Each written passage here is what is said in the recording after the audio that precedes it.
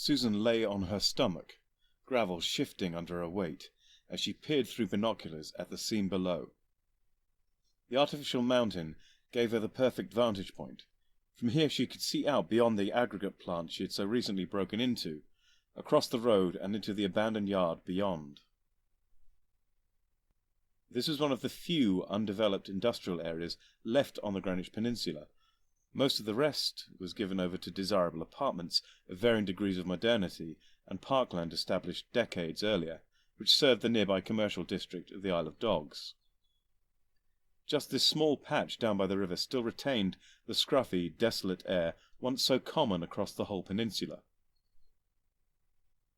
It was not for nostalgia's sake that Susan watched the yard below, however. For once it was in use. She had been tipped off that an illegal arms deal was to be conducted here, something almost unheard of in this day and age. And yet this was precisely what she was witnessing. 3 men stood around a battered electric pickup truck, tarpaulin at the back partly removed to reveal a frightening assortment of small arms and explosives. Susan needed at least one of these men for interrogation, to find out who and what was behind these illicit arms movements. Reaching into her jacket, she drew her weapon. At that moment, a shot rang out, and the gravel next to her face jumped into the air, making her flinch. There was a cry, a 4th man on the roof of an adjacent warehouse, a lookout for the men below. Susan took him out with a single shot, already moving onto her second target as the dying man slid down the far side of the roof. 2 of the 3 men were already running towards her hiding place, their own silent needle rifles unslung, whilst the 3rd clambered into the van, starting the engine in a bid to escape with his arsenal. Susan allowed herself time to take careful aim, then fired straight into a box of grenades. She turned, then with a smile of satisfaction ran down the rear of the gravel mound, shielding herself from the earth-shaking explosion that followed. Needles now sung through the air around her, as Susan realized that both of her pursuers had survived the blast. Running for her life, she knew that they were between her and her vehicle, and so she made for the wooden fence ahead, scaling it in a matter of seconds before dropping onto the Thames path beyond. This took her quickly out of the tiny industrial zone and into parkland. She hoped to reach a more populated area where she could throw off the pursuit, possibly even capture one of the armed men. As it was, this side of the park was deserted, and both men were too close to lose. She glanced behind her. The closest man was barely 20 meters away, but running too hard to aim his rifle. His companion, obviously struggling in the chase, trailed another 15 meters further back. Susan sprinted on through the tall, mature trees, past lush grassy clearings, then under the shadow of one of the older apartment buildings. It had been built some 40 years ago.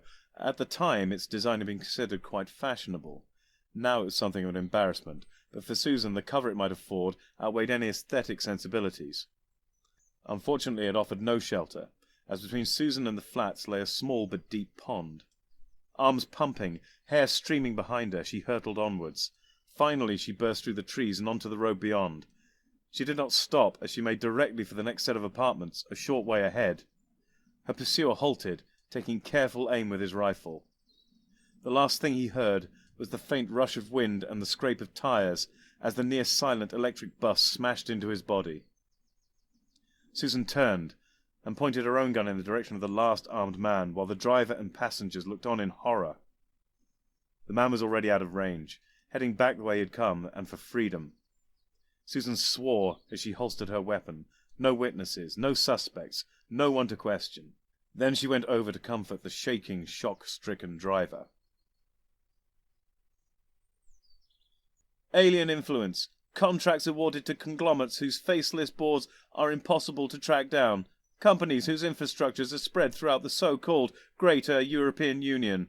All this leading to growing unease and unrest on the streets of this once proud British nation. And who represents our interests? Yes, we have our votes, but where do they go? Do we trust invisible grey bureaucrats to act in our best interests? Do we see anything of our government beyond our personal electronic voting terminals? Are our voices heard above the babble of a billion foreign cries? No parliament of our own? No independent army? What is left of our identity? Oh yes, they may have adopted our tongue as the language of court, but is this not one more example of our ownership lost? In this reporter's humble opinion, it seems only one voice is left crying out for our hopes and our dreams, the voice of our own British media. We will continue to raise our voice, your voice, to speak for you, to force those in power to listen and to act." Charles Leighton sighed, shook his head, and with a dismissive wave switched off the tri-vision projector. He then leaned back slowly in his brown leather swivel chair and turned to face the doctor. The doctor himself was seated in an identical chair and had been watching the news report intently. His hat was clutched tightly in his right hand, but he was still dressed in his long brown coat and scarf. Charles had thought this a little odd given the warmth of his office and the fact that it was July, but the doctor seemed perfectly comfortable. Now he too settled back, crossing his legs whilst breaking into a broad grin. "Well, there's nothing like a good piece of balanced journalism," he said before pausing to waggle his hat. "And that was nothing like a good piece of balanced journalism." Charles smiled in spite of his mood.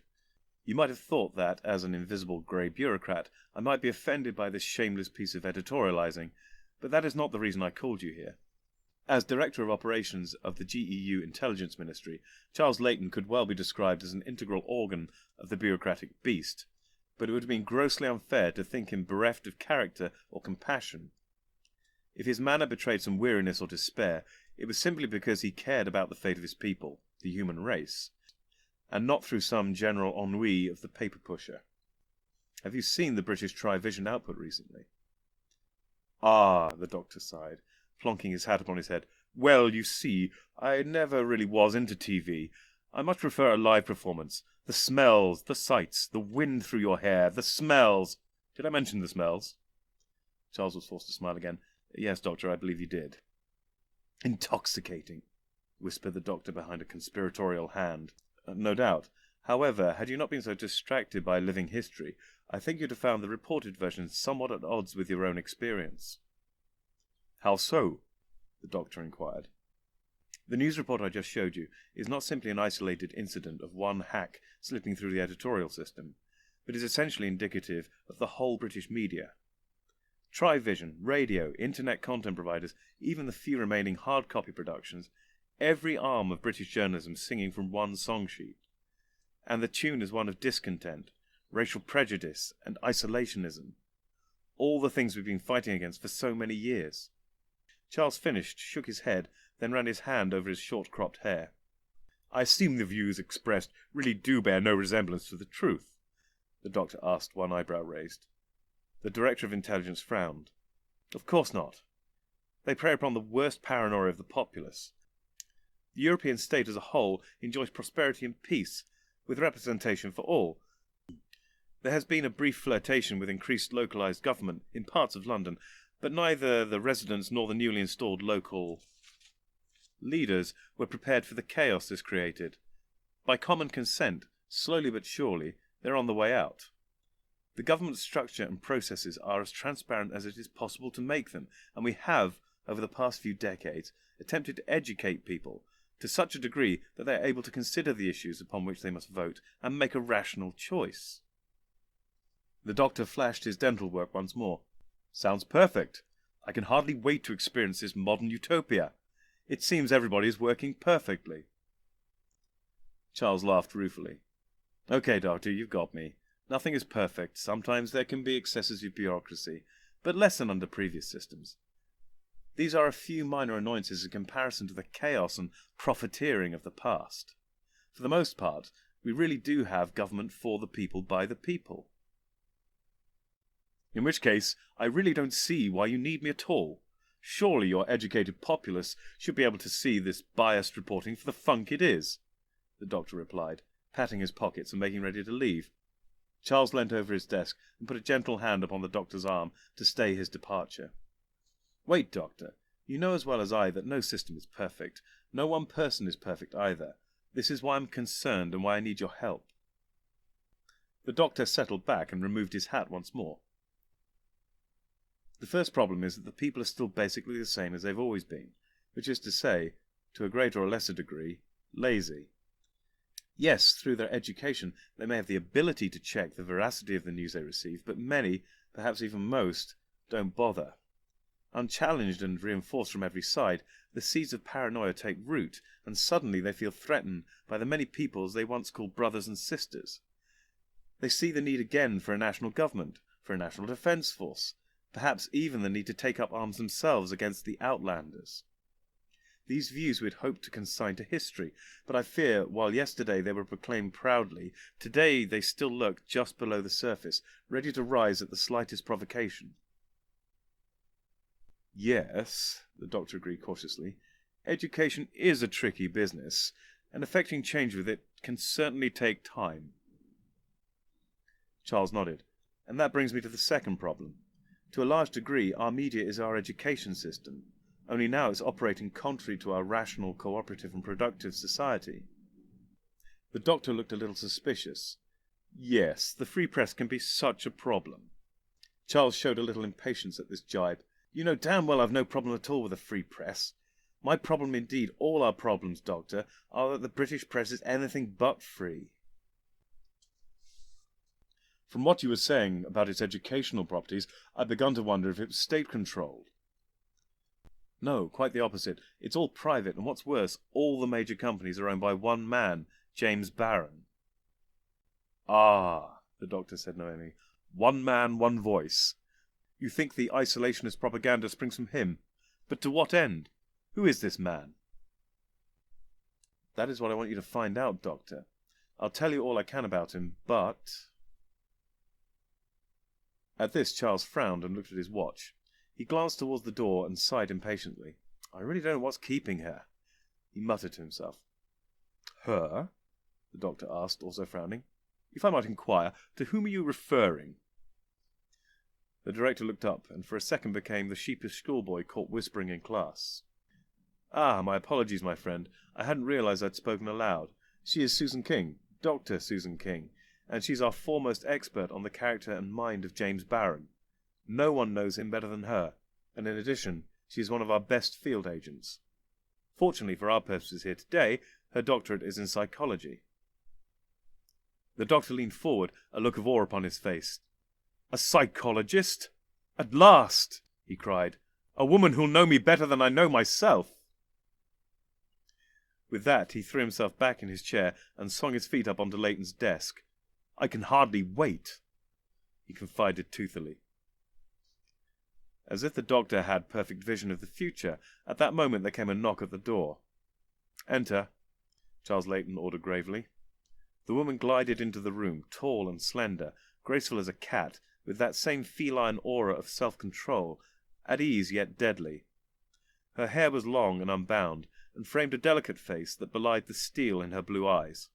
She smiled slightly and nodded to the director. Sorry I'm late, sir. I was tied up with some trouble in town. Charles smiled. That's perfectly all right, he replied before turning to the doctor. Even today, our public transport system still suffers from the occasional glitch. An odd expression passed across Susan's face, which caught the doctor's eye. Nothing was said, however, and so the moment passed.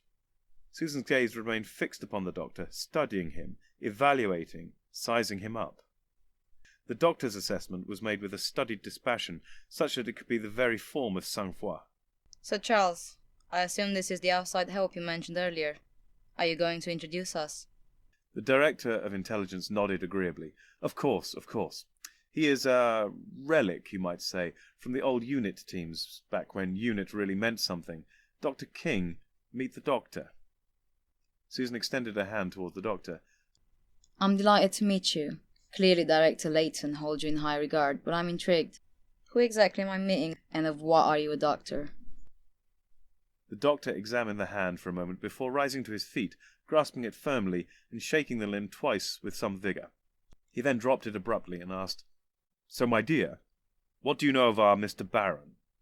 If Susan was at all surprised or upset by the Doctor's rather uncouth dismissal of her questions, she betrayed no hint of it. Instead, she merely produced a small plastic wafer, moved over to the Tri-V unit, and inserted it. An image appeared in glorious three-dimensional technicolor of a man stepping from a light aircraft. James Barron, a man out of time, she announced. Just when we expected the media companies to follow the trend in other businesses towards broad private ownership through many hands, This man seemed to come from nowhere to set back the clock by half a century. He acquired first one, then eventually all the main corporation in the British media. Here Susan paused almost imperceptibly, though it seemed to register with the doctor. No one is sure what prompted this sudden rise from relative obscurity to media mogul, but despite some clever attempts to hide his accusation through ghost companies and offshore accounts, it's clear that he is the power behind them all. This time the pause was more deliberate, to heighten the impact of her words.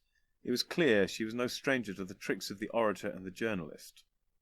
Physically, one cannot deny that he is impressive. 6 foot tall, competent in many sports, mostly martial in nature.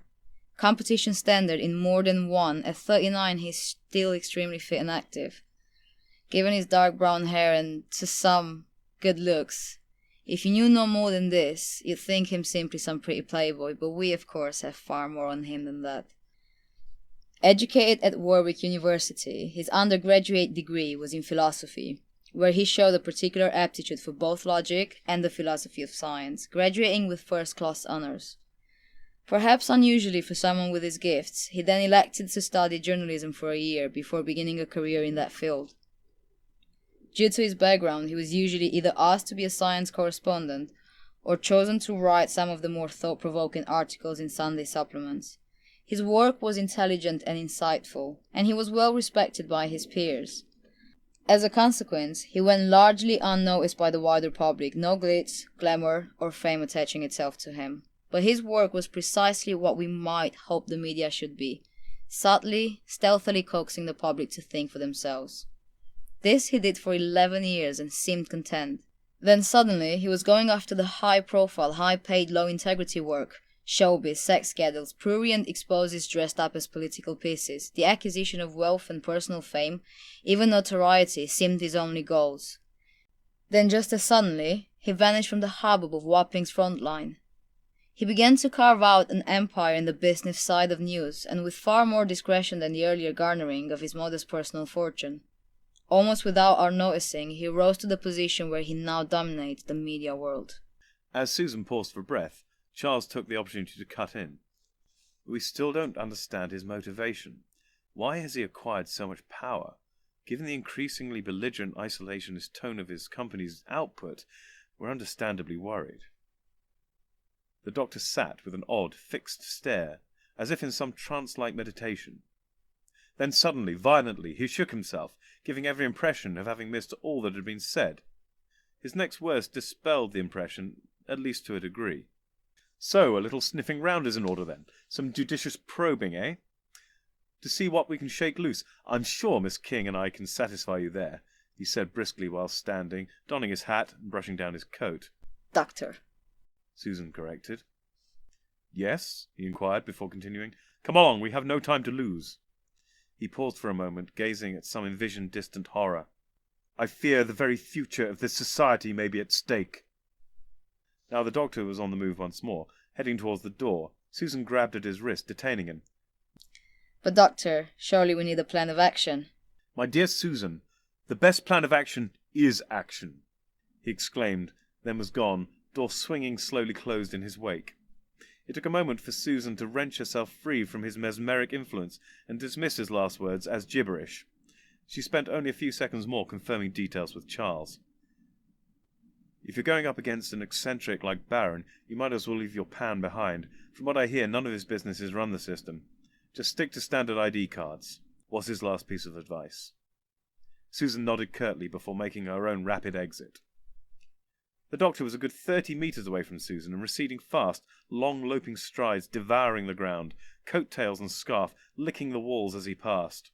Susan was forced to jog to catch up, calling out to attract his attention. Doctor, will you just wait 1 second? Of course, perhaps even 2. Fine. Do you have any idea where you are going? Naturally I have some idea, the doctor replied, smiling. Susan was unconvinced. Well? Clearly it is imperative that we find the Baron's centre of operations. And how do you intend to find it? The doctor beamed at Susan. Well, I thought I'd ask a policeman. Susan put her hands on her hips and nodded slowly. Really? Well, had you considered asking an intelligence ministry field agent? The doctor doffed his hat to her. "Excuse me, officer. I've reason to believe a media tycoon with possible megalomaniacal tendencies has been spotted in the area. Would you happen to know where I might find him?" Susan half suppressed a smile. Well, sir, if you take the first bus to the Isle of Dogs, then you'll find the newly constructed HQ of Baron Enterprises. "Well, thank you, officer. I'll be on my way then," the doctor concluded, doffing his hat once more and making to leave.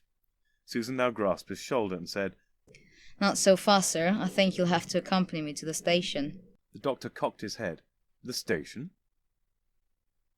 Susan fell out of role. Oh, well, no, but I do want you to come to our rooms. They have been set aside for us in the accommodation wing of this building. The doctor revealed some irritation. "This is always the way with companions. No matter how charming, they always slow you down." Perhaps that isn't always such a bad thing. Susan replied calmly. It might do you some good to learn to be more accommodating of others. And besides, while I pick up my equipment, I can fill you in with some more details of our quarry. The doctor paused, as if struck by a momentary thought. "Yes, perhaps there is a good reason to go there after all. Come along then. Lead on, McKing." The Ministry of Intelligence was based in the former Greater London Council building, and, in the accommodation wing at least, plush red carpets, subtle lighting, and brass fittings lent it the impression of an old five-star hotel. At the reception desk, the concierge-cum internal security agent had informed Susan and the doctor that their rooms lay on the second floor, and handed them their keycards. To the now energized doctor's annoyance, Susan elected to take the lift. He whistled an annoyingly simple tune to himself as the rather antiquated device bore them upwards. Finally the doors opened, and they stepped out into a short corridor, which had an identical lift at its other end. A second corridor led from the first midway along its length. As they reached this junction and made to turn into it, the doctor found his progress stayed by a hand against his chest. Susan was peering around the corner into the adjoining corridor. Seeing the doctor now safely arrested, she removed her hand and slipped it inside her suit. From within she drew a long-muzzled Walter P38 that must have been at least 50 years old, holding it barrel upwards. The doctor frowned at it. "You may have heard of my penchant for antiquities, but couldn't you have shown this to me in the comfort of our rooms?" Susan pursed her lips at the doctor. I too have a soft spot for the classics, and I can assure you that this is quite a practical one.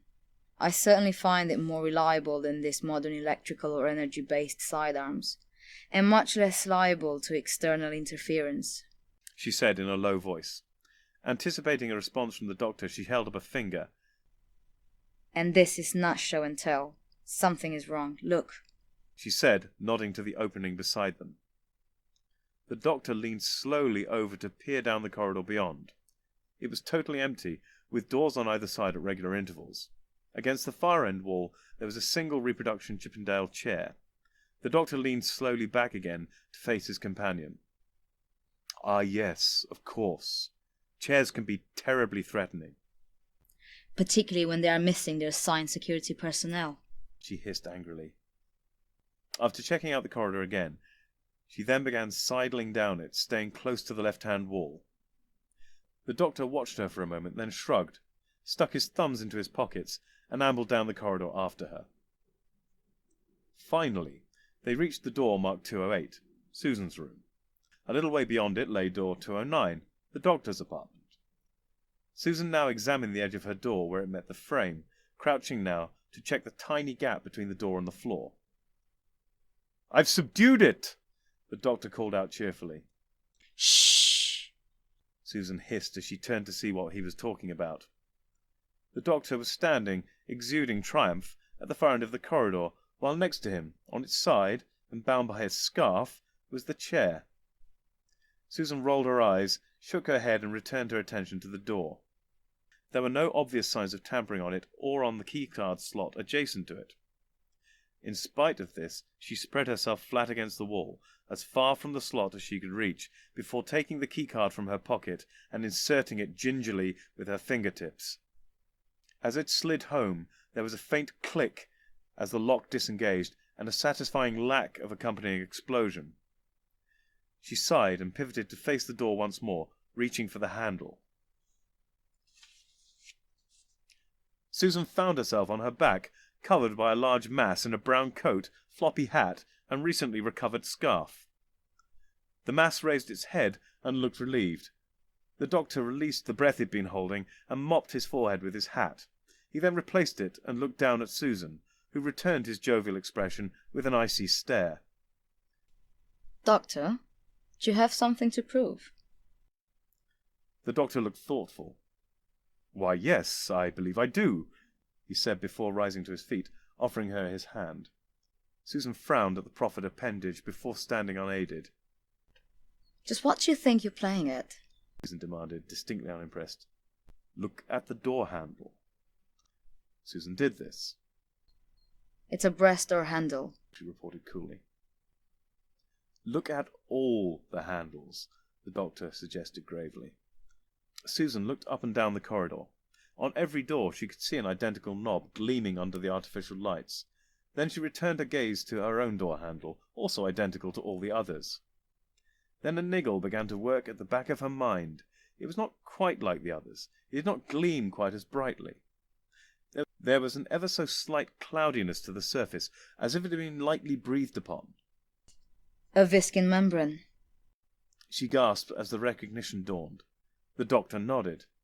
"No doubt attached to a sensor, which is in turn attached to—" A bomb. She finished for him. The membrane specifically detects the touch of human hand. She continued. Alien technology. Just let me get my gloves. "Allow me," the doctor offered, reaching his own bare hand towards the handle. Susan, caught halfway through retrieving her gloves, could do nothing to prevent him, and so threw herself flat on the ground. The doctor opened the door. "I'm sure you'll find a bed inside, you know," he told her. Susan watched with a mixture of annoyance and awe as he entered the room. She rose to her feet and followed. The doctor was standing behind the door, studying the device he'd just detached from it. Susan looked at him with some wariness. You're... "Not human?" the doctor asked, completing her sentence. "Yes, I think you could safely say that." I've never worked with an alien before. "Really? Are you sure?" The doctor concluded his question with a characteristic and unnervingly broad exposure of teeth. Susan regarded the doctor for a second longer, before shrugging and smiling herself. I guess not. She quickly rang down to security to report the breach, and the missing guard. "It's safe," the doctor said as she put down the receiver. He threw the device to her with one hand, while pocketing an odd instrument of his own with the other. Susan examined the collection of technology and explosives closely. It's definitely a bomb. She said, smirking at the doctor. But I've only ever come across aliens using this type of device in the past. The general population aren't supposed to know this stuff exists. But why would any alien be interested in me? Then, as an afterthought, she added, Unless they were after you. "Well, I suppose there may be one or two aliens who would like to see me come to grief, but I doubt they'd know I'm here now. Are you sure no humans could have employed this technology?" Susan considered the possibility. I suppose, logically, there's no reason why human assassins couldn't have acquired the technology. But why go to all this trouble? The doctor paced across the room. "To throw you off the scent, or those sent to investigate our untimely demises?" Susan refused to meet his eye. I should have told you this before, but the reason I was delayed earlier was because I was on a surveillance job, which failed. I was watching some low-level employees of Baron Enterprises involved in arms smuggling. All perfectly deniable, working on their own time as it were, no way of linking their activities to James Baron or anyone else in his organization. They may well have been working to some private agenda. We could be totally wrong about James. He might simply be an opinionated but perfectly legitimate businessman. We might have known for certain if I'd been able to take those men alive. She looked up now, directly into the doctor's eyes. I think we may be involved in something very dangerous here, Doctor. "I wouldn't worry yourself, my dear. There's nothing like a spot of danger to remind you why you shouldn't have left home this morning." Susan laughed and was about to respond when the doctor suddenly asked, How well do you know James Barron? She froze, then turned away. Better than I'd like. She replied distantly, then shook herself out of her mood and told him, I have to get changed. Come with me to the bedroom and I'll bring you up to speed. The doctor cocked his head on one side. Are you entirely sure that's proper? At this, Susan giggled. Doctor, this is the 40s, not the noise. If you feel uncomfortable at any point, you can just avert your eyes, you know. The doctor followed Susan into the bedroom. Susan made him sit on the edge of the bed. She then moved to the wardrobe and looked inside. Oh, good, they delivered it. Susan reached in and recovered a black catsuit, short-cropped burgundy leather jacket, and a black string bag. Each of these she tossed in turn onto the bed beside the doctor. As she did this, he said, So, I get the impression that Mr. Barron is more to you than just another assignment. Was. Susan corrected, as she removed her jacket and began to disrobe. I met him after a lecture I gave on forensic psychology. He was covering it for the Times with a view to writing an in-depth piece on the subject. We got talking, went on for drinks. He was very intelligent, very honest, and I must admit, very funny. He obviously loved what he was doing, and in time it became clear that he loved me. We were together for 3 years. By now, Susan was down to an eminently practical black sports bra and similarly functional matching briefs. The doctor had been studying the fine paintwork on the walls and the ceiling. He sounds perfectly charming. Why on earth did you break up? Susan came and sat beside the doctor on the bed, looking at him with curiosity. The doctor turned his head to meet her gaze. Doctor, haven't you ever met someone you admired a great deal, were attracted to on one level, but weren't in love with? The doctor smiled faintly. Almost certainly. Susan leaned towards the doctor, her eyes closing as her lips parted. Their progress was impeded by the finger gently placed against them. I'm sorry, my dear, the doctor said gently in a low voice. I'm sure you must be very attractive, but, well, things are complex with my race. Susan pulled away a tiny amount, but was smiling playfully. I have no problem with complexity. Variety is the spice of life. The doctor laughed. Absolutely, but I'm afraid this is an impossible variation that cannot be played. He cleared his throat. We should really be on our way. Susan looked slightly put out, then gave a now familiar shrug. As you say, Doctor, we've a job to do, and I guess there's no time for games. Susan said as she stood up and began to don the black catsuit. Oh, I can't agree with you there. There's always time for games. It's simply a question of which is afoot. By now, Susan was fully clothed and had just put her arms through the strings of her bag. Well, I personally hope to be afoot for as short a time as possible. It's quite a way to the Isle of Dogs, and I've had enough jogging for one day. Then we must away, the doctor cried dramatically before disappearing from the room. A moment later, his head reappeared round the door. Perhaps you had better lead the way, he said sheepishly.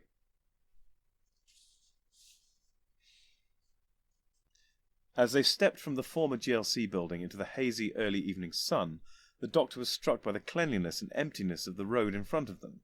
The spotless, seamless tarmac was bordered on both sides by pairs of pretty red bands, and it was with an eerie infrequency that the odd electric vehicle glided past the doctor and his companion. Ruthless congestion controls had chased all but public vehicles, the most wealthy or the most desperate, off the streets at almost any time, while the exhaustion of crude oil had eliminated the combustion engine entirely. The black 72 Mustang Fastback, parked with gleeful abandon in front of the ministry, came as something of an eye-twisting anachronism. It had been dumped with a total disregard for the parking restrictions, 2 wheels on the pavement, its ridiculously wide body straddling the double red lines like some ancient dinosaur preparing to devour them. The doctor looked at Susan, who he realized had been watching his reaction. It's mine, she said simply. But what about the rules, Dr. King? After all, where would society be without them? The doctor asked with feigned shock. Well, technically it's a government vehicle, or at least one used by a government employee while working. The doctor simply regarded her with one eyebrow lifted. Susan looked marginally uncomfortable. Look, Doctor, I realize that our society may seem overly ordered, and therein, of course, lies its strength. But we're still human. We're not all totally straight. So I use my position for this little perk, but weren't we just discussing the need for some spice? You've no need to convince me. My own vehicle has been referred to as obsolete by some insensitive souls. By the way, you've got something stuck to your wheel. Susan looked down. Jesus Christ, why do they never check the reg against records? She exclaimed as she regarded the clamp with disdain. She pulled her keys from her pocket and pressed the button set into the fob. With a clunk, the clamp released and she lifted it free from the wheel, dumping it unceremoniously on the pavement. Litterbug, the doctor jibed. Another perk. Susan retorted with a tiny smirk. She reached for the driver's door handle, whilst the doctor walked to the passenger side. As he opened the door, he commented, "I must say, this doesn't seem very discreet for a secret agent." Susan shook her head. I'm a field agent, not a secret agent. There's a difference. I'm on the public record as working for the MI if anybody cares to look. They got into the car.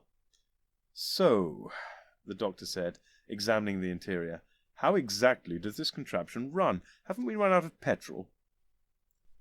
We may well have, and so I had to compromise and replace the engine. "Ah, so an electric car." Susan depressed the accelerator slightly and turned the key. The doctor was startled as a roar burst forth from under the bonnet, which settled to a low, burbling rumble. Not exactly. Susan told him. It's a 6.7-litre turbo diesel V8 running on biofuel. Vegetable oil, Doctor. "England's yellow, unpleasant land," the doctor said, recalling the large tracts of countryside beyond the urban sprawl. "Give me Bessie any day." He grabbed his hat as they roared off through the pristine streets of London. Susan parked the car 100 metres from the base of Baron Enterprise's almost completed skyscraper. Already many of the building's lower floors were occupied. However, the upper levels were still in the process of being finished, while the windows of the top two floors were covered by transparent polythene sheets that flapped gently in the evening breeze. The sun was already below the horizon, and the black silhouette of the tower stood out ominously against the pink of the dusk. So, any ideas as to how we should approach this? Susan asked the doctor. "Well, I've always favoured the front door myself." The withering look she gave him made clear her feelings on the matter. Then her expression altered as a realization dawned. That might not be such a bad idea. This is a new building, yes? The doctor nodded. "And new buildings require inspection, do they not?" he supplied helpfully. By government inspectors. "And you're a government inspector." And in a moment, I'll even be working for the right ministry. With that, Susan took a palm-held computer from her bag and her ID card from her purse. She slotted the card into the computer and began typing away on the tiny keypad. Perfect. She said absently as she returned both card and computer to their respective homes. Follow my lead. She then ordered as they left the car.